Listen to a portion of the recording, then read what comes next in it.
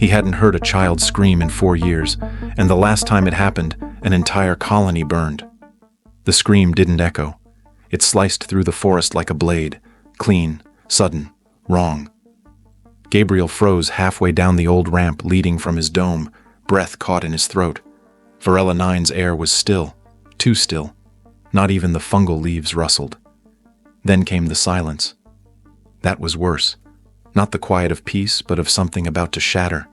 No birds, no hum of spores, no breath of wind. Just the memory of a child's voice, sharp with fear. Gabriel knew this kind of silence. He'd heard it once before, just before the firestorm took out Sector 12. That day, too, the air had gone still.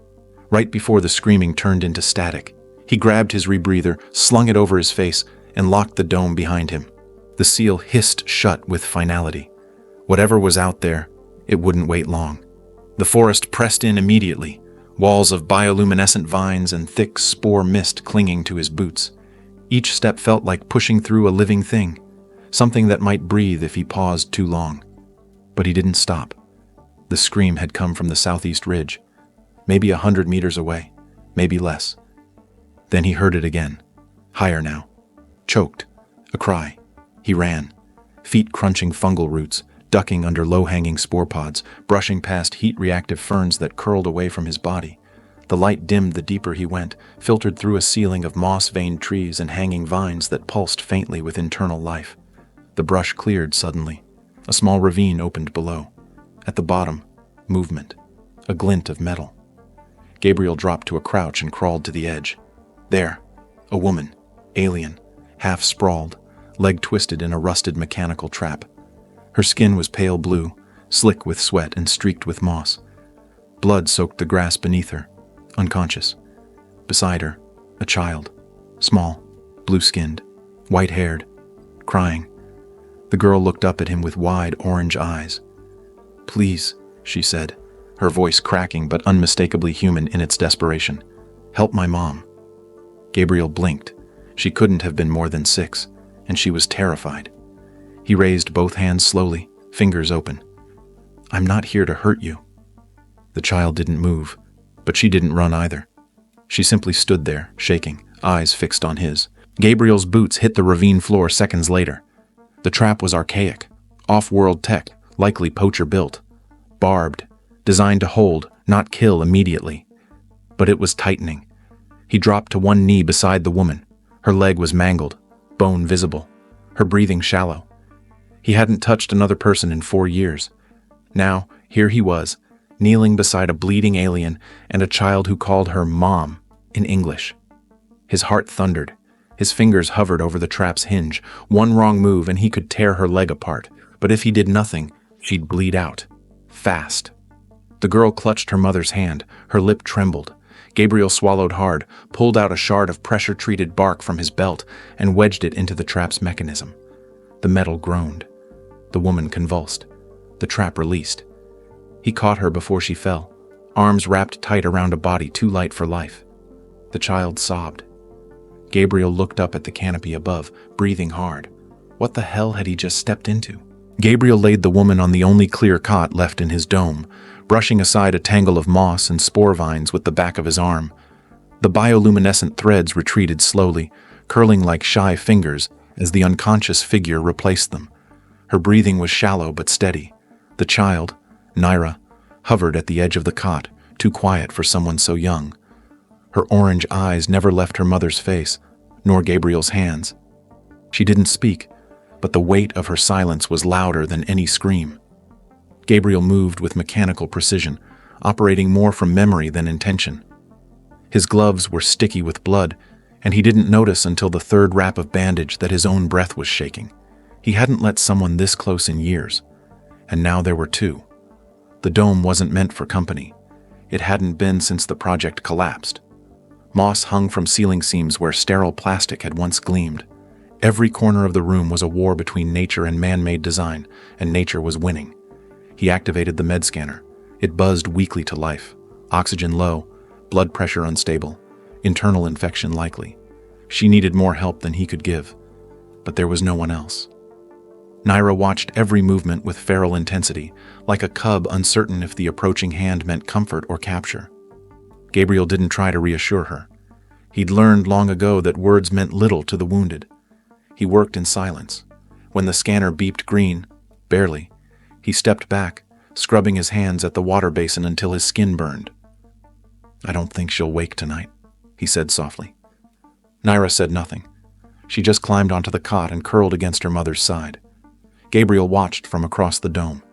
He sat down, finally, back to the wall, arms folded tight across his chest. He didn't speak, didn't move, just listened to their breathing and the distant sound of spores brushing the dome's glass. For the first time in years, he didn't feel alone. He wasn't sure if that was comfort or terror. Talari woke with pain blooming like fire through her leg. Instinct surged first, protect the child. She tried to sit up and failed, her body crumpling under its own weight. The groan she let out was involuntary, and it was met by motion, someone standing quickly, approaching. Not Naira, a man, human. Solari's hand reached for a weapon she didn't have. "Don't move," he said, voice low but firm. "Your leg's not ready for that." She bared her teeth. "Where's my daughter?" "Sleeping," the man said. "She hasn't left your side." Only then did Solari turn her head and see Naira, curled beside her like a shadow in the cot's glow. Her chest tightened, part in relief, part in confusion. This wasn't their den. This was a dome. Artificial, strange, half grown over. The human was tall, tired-looking. His jaw was lined with days of stubble, and old scars ran along his temple like threads someone had once tried to erase. "I'm Gabriel," he said. "You were caught in a trap." "I remember," she whispered. "Poacher tech," he added. "Off-world. Barbed. Meant to hold." She studied him with narrowed eyes. "Why are you helping us?" Gabriel didn't answer right away. "Because she screamed," he said finally. "And I moved." That made her pause. He hadn't said because I care, or because it's right. He'd said it like it was instinct. Survival reflex. That made him dangerous. Useful. Maybe both. Kalari's gaze dropped to her wrapped leg. The bandaging was clean, tight, methodical. No careless mistakes. Practiced hand. "You a medic?" she asked. "Botanist," he said. "Colonial Terraforming Division." She blinked. He didn't elaborate. Silence stretched between them like a wire. Finally, Solari spoke. "You shouldn't have touched me." Gabriel nodded. "I know. You didn't ask." "I didn't have time." A pause. "You didn't hurt her?" "No." Solari studied his face again. No arrogance, no guilt, just weariness. "You look like someone who's already lost everything," she said. Gabriel looked away. "Maybe." Then softer. "Maybe not everything." When Gabriel woke, it was to the soft shuffle of small feet and the sound of water being poured, carefully, like someone trying not to be heard. He sat up slowly on the bench, rubbing sleep from his eyes. The dome was still dim, filtered by the soft green glow of moss light and a few faint flickers from the old solar panel. Naira stood at the corner, holding a dented metal cup with both hands. Her tiny fingers gripped it so tightly her knuckles were pale blue. She looked up when she realized he was awake, then quickly looked down again. "She was thirsty," she whispered, nodding toward her mother. "So I gave her some." Gabriel didn't speak right away. He just nodded once. "Good." The girl watched him carefully, as if waiting for him to change, become dangerous or angry. When he didn't, she stepped back toward the cot and placed the cup beside her mother's head. Solari hadn't woken again, but her breathing had steadied. The infection was holding, not spreading. Gabriel had seen worse. He'd seen better too. But she was alive, and that had to count for something. "Are you a doctor?" Naira asked without turning. "No," he said, sitting up straighter. "Used to work with plants." "Plants?" "Terraforming. Making places like this livable." Naira blinked. "Like growing forests?" "Sometimes," Gabriel said. "Other times, just trying not to kill them." That made her giggle. It was quiet, cautious, but real. He felt it like a spark in his chest. "You live here alone?" she asked. Gabriel hesitated, then nodded. "Yes." "For how long?" "A while." She looked at him again, this time more directly. "Don't you get lonely?" He thought about lying. then didn't. Yes, he said. Silence followed. Not uncomfortable, just thoughtful. She returned to her mother's side, brushing a piece of white hair away from Solari's cheek. She doesn't like humans, Naira said suddenly. She says they take things. Gabriel didn't answer that. She says they burn forests and poison the water and lie with soft voices. Naira's tone wasn't angry, just factual, like repeating a bedtime story. Still, Gabriel flinched a little. She's not wrong, he said quietly. Naira turned to him again, tilting her head. But you helped. Gabriel met her eyes. You asked. She nodded, as if that settled something inside her. Then she walked across the dome, tiny feet light on the mossy floor, and sat beside him. You smell like dirt, she said, wrinkling her nose. He chuckled. That's fair. Are you going to stay here forever? Gabriel blinked. I hadn't really thought about it. You could stay, she said.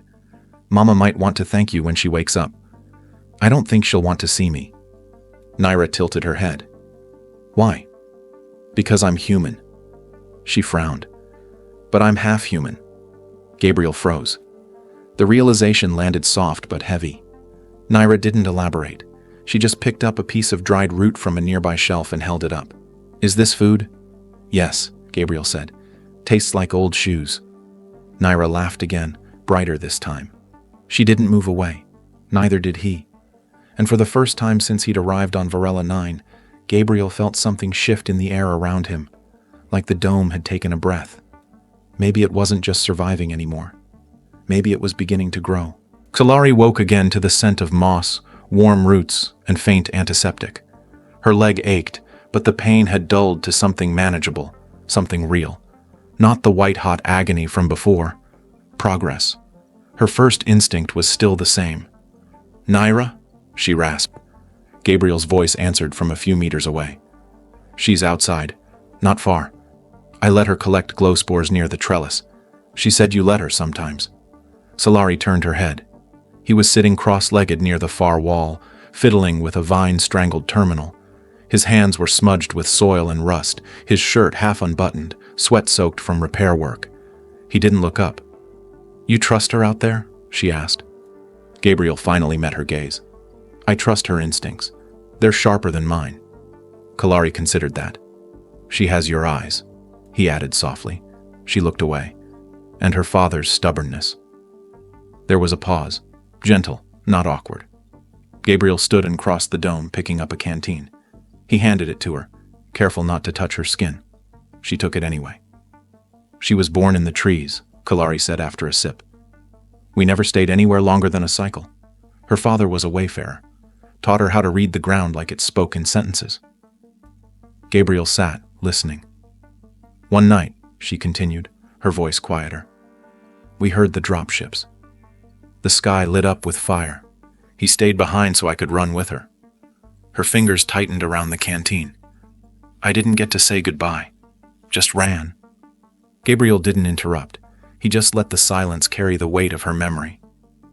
I used to think if I kept her moving, she'd never be touched by what touched me, Kalari whispered. But it doesn't work that way. No, Gabriel said. It doesn't. She looked at him then. Really looked. His face was drawn, pale under the moss light, eyes ringed with weariness. Not weakness, regret, the kind that sits in your chest like stone. What did you do? She asked. Gabriel was quiet for a long time. I signed off on a terraforming sequence for a Moon 2 systems from here, he said finally. It was supposed to accelerate ecological integration, controlled spore spread, air balancing flora, climate stabilizing roots. Kalari said nothing. Gabriel continued. Something went wrong in the DNA cascade. One gene corrupted the next. It spread faster than predicted. Entire settlements collapsed. People didn't die from the collapse. They died coughing up spores. Lungs crystallized. He exhaled, eyes unfocused. I gave the final clearance. I believed it would work. Kalari's breath caught. I sent the recall signal, he added. Too late. And then I ran. Buried myself here. Is this your penance? She asked. Gabriel nodded. Maybe. Or maybe it's the only place where the silence doesn't scream at me. They sat in stillness again. Then she spoke. You saved my daughter." "She screamed," Gabriel replied. "I moved." "You said that before." He nodded. Solari tilted her head. "Do you ever sleep?" Gabriel chuckled, just a breath. "Sometimes, less when someone's bleeding in my cot." She smiled. It was small, crooked, and it startled her. He noticed. "You're allowed to laugh," he said. "It's been a long time," she admitted. "Yeah." A moment passed. Then Solari reached toward him, slow, measured, and touched the back of his hand. Gabriel stilled. It wasn't romantic. It wasn't soft. It was something far rarer. Permission. "I never asked your forgiveness," he said. "This isn't forgiveness," she answered. "What is it then?" Her eyes searched his. Maybe the start of not being alone. Gabriel's throat tightened. He swallowed and looked down at her hand on his. "You're stronger than I expected," he said. "You're sadder than I thought." A ghost of a grin flickered between them. From outside, Naira's voice rang out, bright and laughing, as she chased glowing spores through the garden beds. Kalari exhaled, and Gabriel felt something lift inside his chest. Not healed, but healing, and maybe that was enough for now. The first sign wasn't sound. It was silence. Not the peaceful kind. The spores stopped drifting near the western canopy, vanishing mid-air like dust sucked into a vacuum. The birds, small, clever things with fluted voices, fell silent in a single breath. Even the moss stopped humming. Gabriel looked up from the soil sensor he'd been calibrating and frowned. Then the dome pinged. 3 soft pulses. Motion. Outer perimeter. South ridge. He crossed the dome in 3 strides, checked the console. A heat signature. Tall, bipedal, humanoid. Then a second. Then a third. All moving slow, deliberately, like scouts mapping territory. They weren't animals.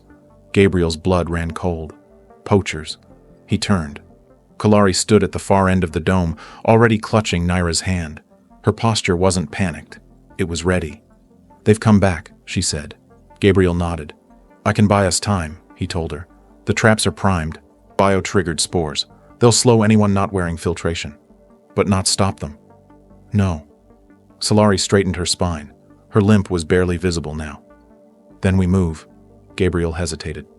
"We don't have an exit point." "We don't run," she said, eyes sharp. "They'll track us anyway. Burn everything in their path." Naira looked up at her. "What do we do?" Kalari knelt in front of her daughter. "You remember the crawl passage? The one behind the greenhouse?" "Exactly. Go there. Stay hidden. You don't come out until I call for you myself." Naira's lip trembled. "But..." Solari kissed her forehead. "No buts." Gabriel watched them, something painful and tight blooming in his chest. Then he knelt too. "You're the bravest person I've met," he said to Naira. "You stay quiet. You stay safe. That's your mission." She nodded, tears in her eyes, then slipped into the access hatch and vanished. Gabriel exhaled slowly and turned to Kalari. "We hold them." Together. They moved fast. Gabriel took the east approach, weaving through moss beds and rigging quick-release vials of reactive pollen along the underbrush. Kalari took the southern ridge, setting up proximity charges made from condensed spore pods. She moved with quiet precision, blades strapped to her thigh, eyes scanning like a predator. The sun dipped behind the ridge, and the forest held its breath. Then, a snap of a twig, a shimmer through the trees, tall figure, masked, rifle slung low. He stepped forward and triggered the line. A vial burst mid-air in a flash of yellow haze. The man screamed, clawing at his visor as spores infiltrated his filters. Solari was on him in a heartbeat, blade flashing once, deep into his thigh. Not fatal, disabling. He crumpled. More movement from the ridge. 2 more shadows descended. Gabriel hurled a flare beacon. It burst in mid-air, casting the whole clearing in red light. The second poacher fired wildly, rounds tearing bark and sizzling through moss. Gabriel ducked behind a fungal wall, pulling Solari with him. She didn't flinch. Her breathing was calm. "We need smoke," she said. Gabriel nodded, pulled a vial from his belt. "Cover your mouth." He threw it. Glass shattered. Cloud of reactive dust exploded outward, igniting with the heat signature of the rifles. A wall of fire rippled through the undergrowth, forcing the poachers back.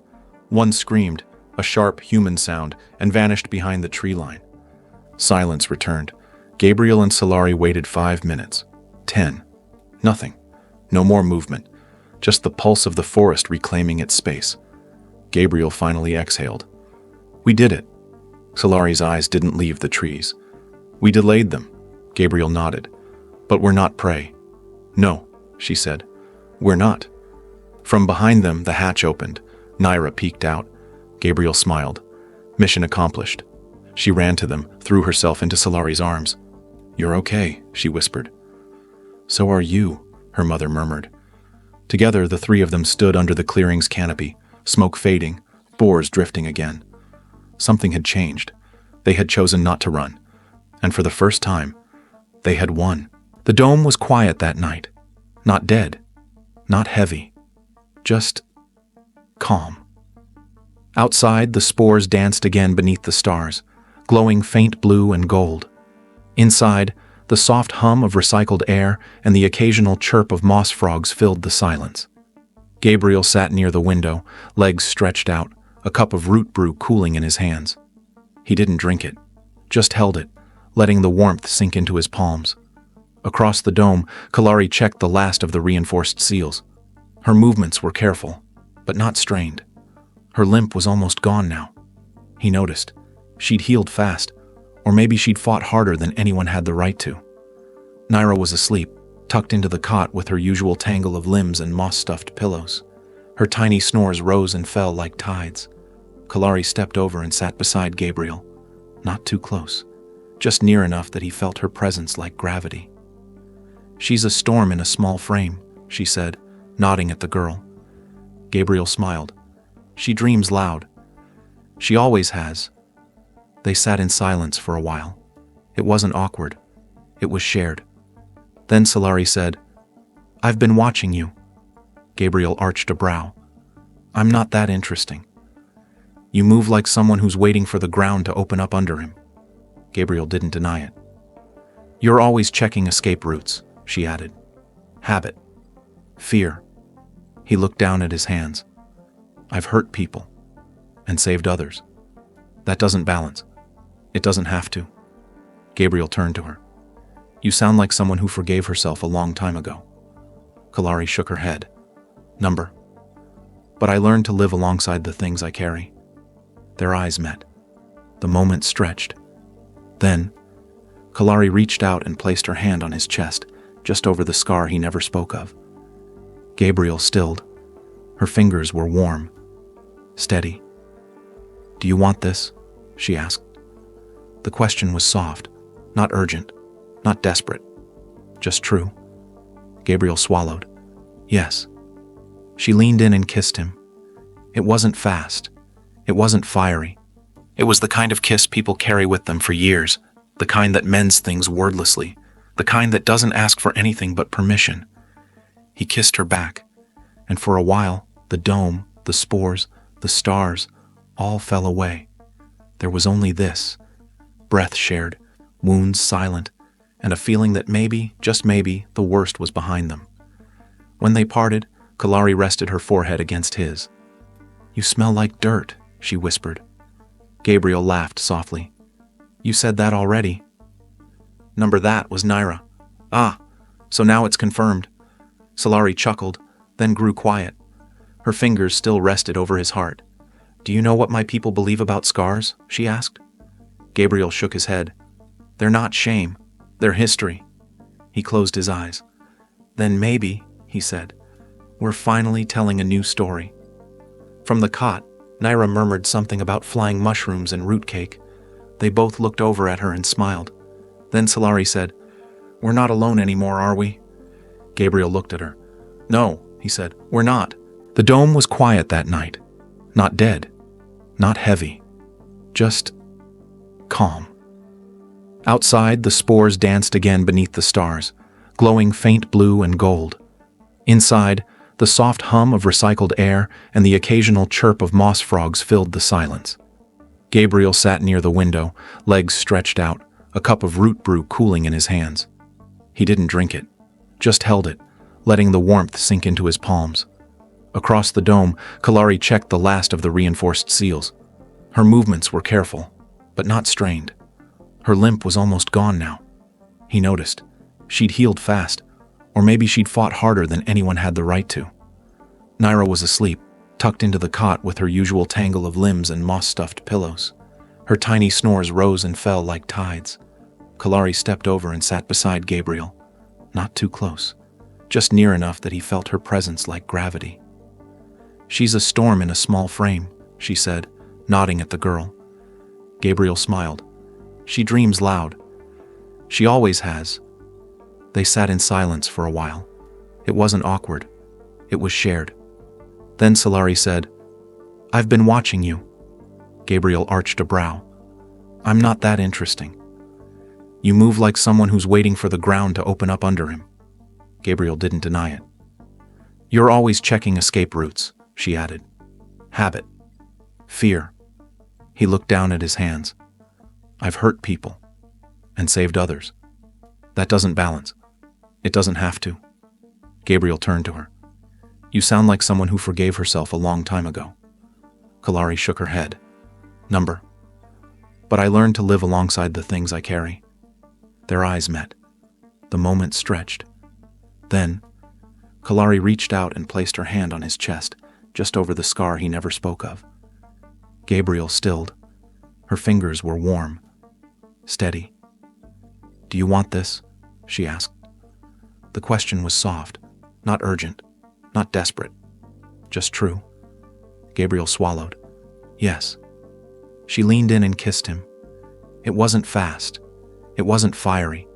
It was the kind of kiss people carry with them for years, the kind that mends things wordlessly, the kind that doesn't ask for anything but permission. He kissed her back, and for a while, the dome, the spores, the stars, all fell away. There was only this, breath shared, wounds silent, and a feeling that maybe, just maybe, the worst was behind them. When they parted, Kalari rested her forehead against his. "You smell like dirt," she whispered. Gabriel laughed softly. "You said that already." "Number that was Naira." "Ah, so now it's confirmed." Solari chuckled, then grew quiet. Her fingers still rested over his heart. "Do you know what my people believe about scars?" she asked. Gabriel shook his head. "They're not shame. They're history." He closed his eyes. "Then maybe," he said, "we're finally telling a new story." From the cot, Naira murmured something about flying mushrooms and root cake. They both looked over at her and smiled. Then Solari said, "We're not alone anymore, are we?" Gabriel looked at her. "No," he said, "we're not." The storm had passed, not the kind that raged in the sky, but the one that lived inside them. In the days that followed, the dome transformed, slowly, gently. The scars left by fire and fear were still there, but green returned. The moss thickened, glowing a little brighter. Vines crept back into the cracks of the old metal. Life didn't just resume, it responded. Gabriel repaired the damaged filtration panels with a steady focus. Sweat clung to his shirt, his hands calloused from work, but he didn't complain. He liked the ache in his muscles. It felt honest, earned. Solari knelt nearby, replanting beds of spore root and coil grass.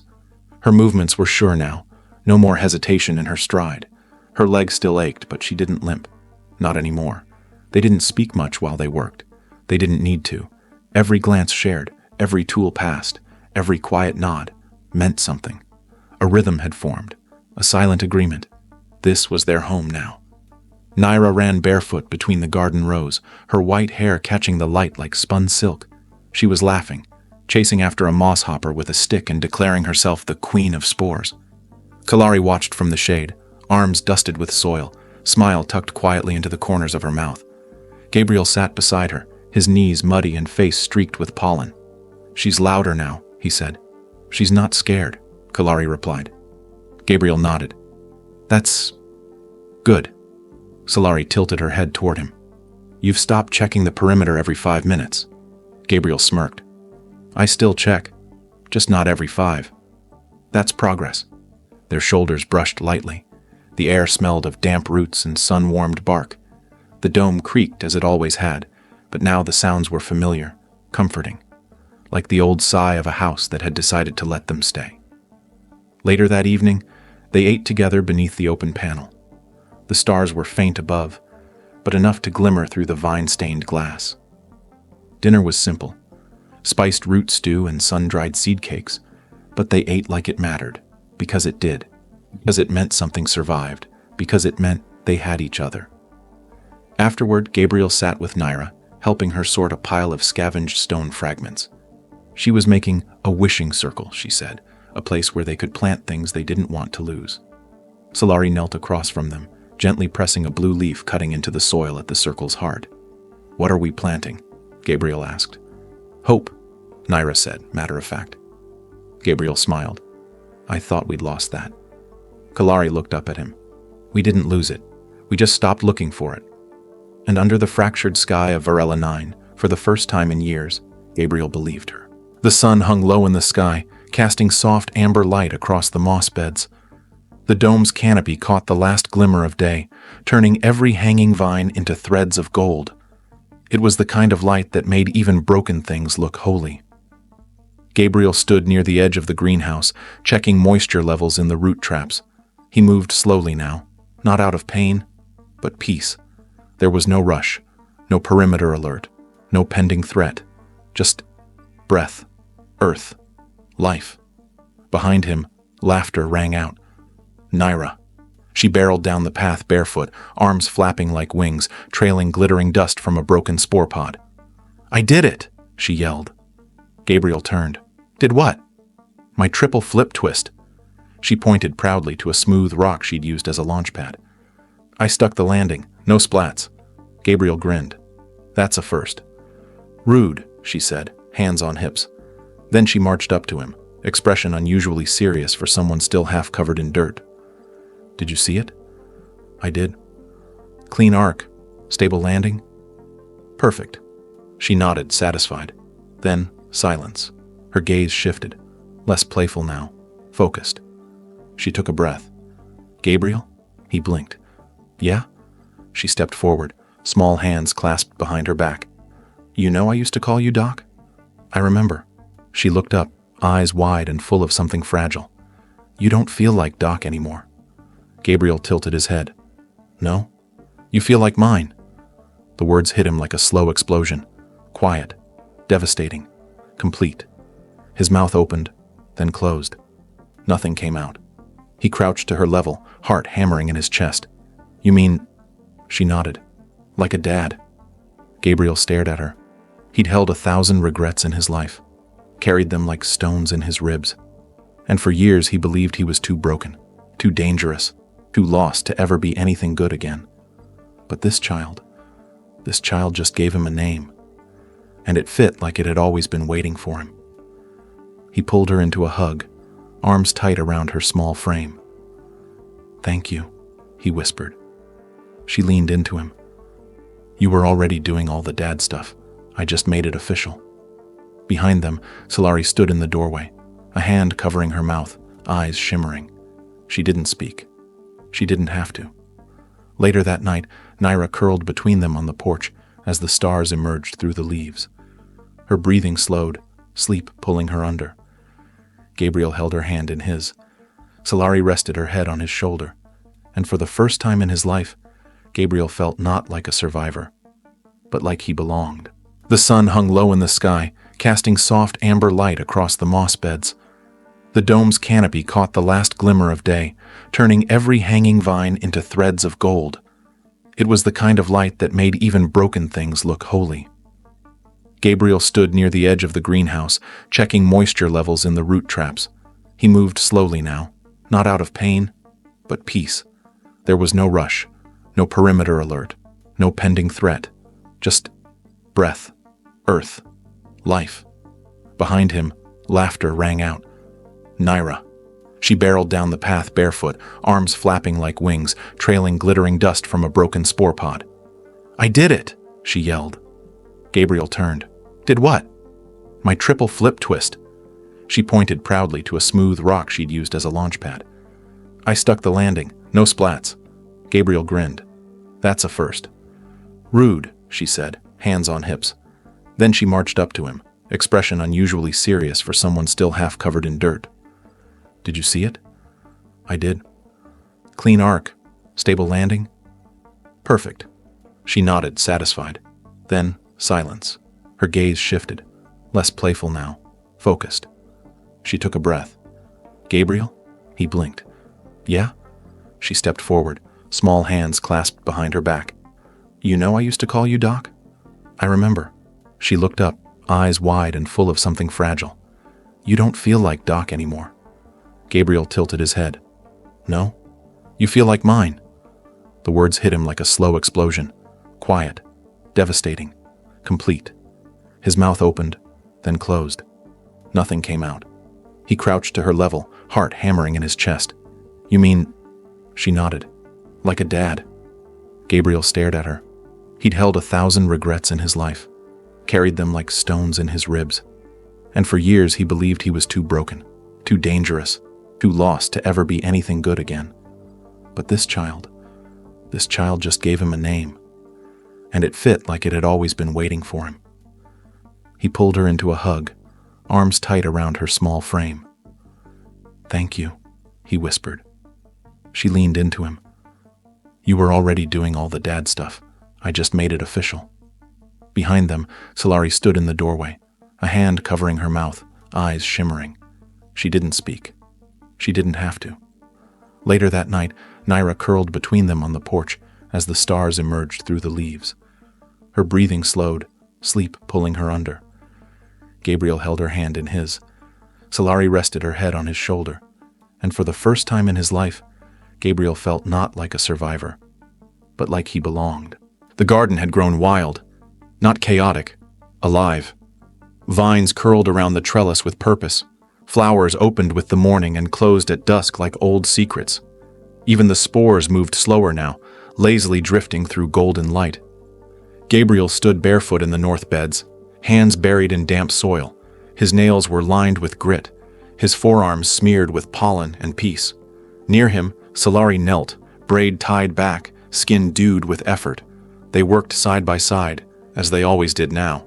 No orders, no roles, just rhythm. You're humming again, he said softly. Solari looked up, surprised. I didn't notice. You never do, but I always do. She smiled, brushing dirt from her cheek. And yet you never hum back. I'm better with silence. She didn't argue. She just kept digging. For a while, the only sound was the breeze pushing through the mesh walls and the gentle squeak of moss underfoot.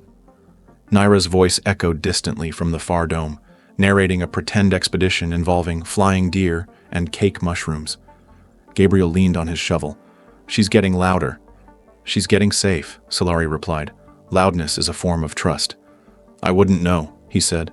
You do now. They looked at each other. Not like people holding back. Like people who'd stopped running. Solari stood, wiping her hands on her shirt. She surveyed the garden, green and thriving, with corners still recovering from fire and ruin. It was imperfect. And hers. Ours, she corrected aloud. Gabriel tilted his head. This place, this garden. It's not just mine anymore. He stepped closer, brushing a hanging vine aside. I like the sound of that. Solari paused. Do you ever think about adding to it? To the garden? She shook her head. To us. Gabriel's heart skipped. She didn't rush. Her voice remained steady. I used to think I'd raise Naira alone forever, that there wasn't space for more, not in me, not in the world. He waited. But now I wake up, she said, and I look at her, and at you, and I wonder if it's okay to want again, not just survive.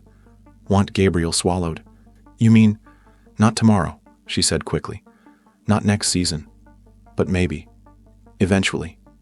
She stepped closer, and this time she reached for his hand. I see it, she whispered. You, me, her, and one more. Gabriel looked down at their joined hands, dirt under their nails, old scars along the knuckles. He could feel the world tilting. I used to think people like me didn't get second chances. Solari smiled. Then it's a good thing you're not who you were. He pulled her in gently, kissed her forehead, then her lips. Soft, grounded, real. It wasn't longing. It was choice. Later, as they walked back to the dome, Naira greeted them from the steps, holding up a bowl of something green and half-smoked. I didn't burn all of it, she declared. Kalari laughed. Progress. They sat together under the trellis, eating slightly scorched root stew, surrounded by a garden still healing. It wasn't perfect. It was real. And for the first time, they weren't just surviving in the dirt. They were growing something in it. Together, the sky over Varela 9 opened like a slow breath. Mist curled through the treetops, carrying the scent of ripe bark fruit and damp moss. Sunlight filtered through the canopy in golden shafts, turning the spores into drifting constellations. Inside the dome, the world had changed. It still creaked, still groaned. The wind still hissed through the old vents. But where once it had echoed hollow and cold, now it pulsed with breath, with laughter, with life. Gabriel stood at the edge of the outer garden, a carving knife in hand. The wooden post before him was still blank, its surface smooth and ready. He took a breath, then etched slow, careful strokes into the grain, the garden of second chances. He stepped back, nodding once, not perfect, but honest. Behind him, Kalari crouched near the new beds, showing Naira how to shape the soil into water-catching spirals. The girl's hands were stained green, her white braid bouncing as she moved. They were planting skyroot. Again. Naira insisted it would grow tall enough to tickle the clouds this time. Gabriel smiled. He didn't correct her. Not today. Solari looked up, shielding her eyes from the sun. It's holding. Gabriel joined her, glancing at the vine mesh and the rows of sprouting herbs. More than that, it's thriving. She nodded, brushing a speck of dirt from his cheek. You look like someone who belongs here now. I feel like someone who does. Their eyes met. Then Naira called out, Hey, stop gazing at each other and help me with the sky roots. They both laughed. Later, they ate dinner beneath the open panel, just as the stars began to push through the darkening sky. The stew was rich, overspiced, and slightly burned, exactly as Naira liked it. Afterward, the three of them sat by the spiral trellis, legs stretched out, backs against the dome wall. Naira lay curled between them, blinking sleepily. I have a name for the baby, she mumbled. Gabriel blinked. What baby? Naira yawned. You know, the future one. Kalari raised a brow. Gabriel laughed. Let's hear it.